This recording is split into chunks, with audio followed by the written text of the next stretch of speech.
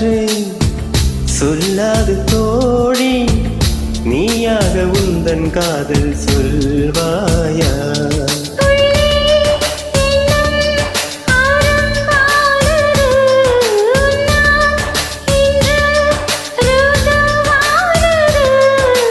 நான் அதை சோதிக்கும் நாள் வந்தது தன்னன்னான